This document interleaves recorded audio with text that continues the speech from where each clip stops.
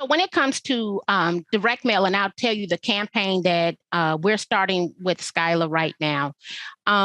One, what is the biggest issue where you live? And I don't know if she's on this call out of Georgia, but we talked about in Georgia, I'll give you their example. They have an issue with decks, right? And so they're getting a lot of deck violations. So you want to identify what is the issue in your city. For me in the city of Chicago, it will be back porches of multifamily structures. That means that through the Freedoms of Information Act, I can go pull all those violations, right? I want people to start identifying the issues that are in their city and what are the rules of the city? Is this public information? Because you want to do a direct mail campaign to people who have issues. You want to solve their problems. So if an issue is flooding in your area, then I want to know who has water damage. If the issue is decks, you want to find out where can I go find out who has an issue with their deck. With me in the city of Chicago, it is back porches.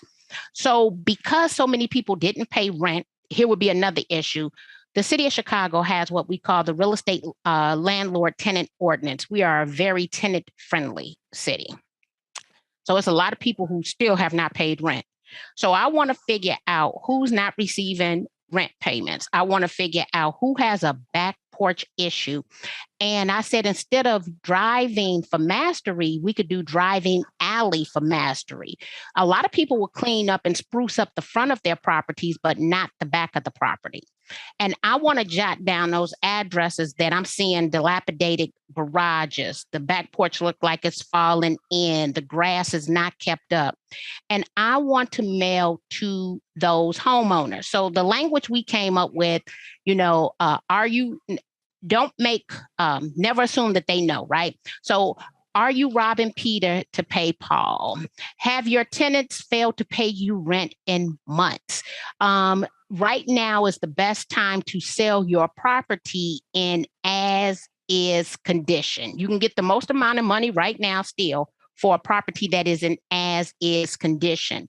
So identify the pain points of homeowners, and you want to talk to them like you in their head. Right? They like, how does this person know? Well, one, because I looked you up and I understand there's a problem your property is having.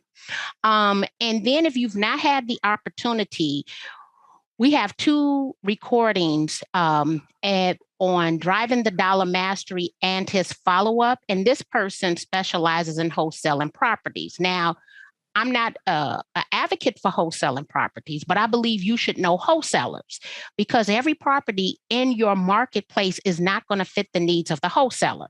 So that means then you could build a referral pipeline from your wholesalers for everything that does not meet their needs. Hey, could you pass that seller on to me and let me see if they want to list the property since it doesn't meet the needs of a wholesaler because they cannot make their margins. And when what was his name? Zach Booth, had to get you the name.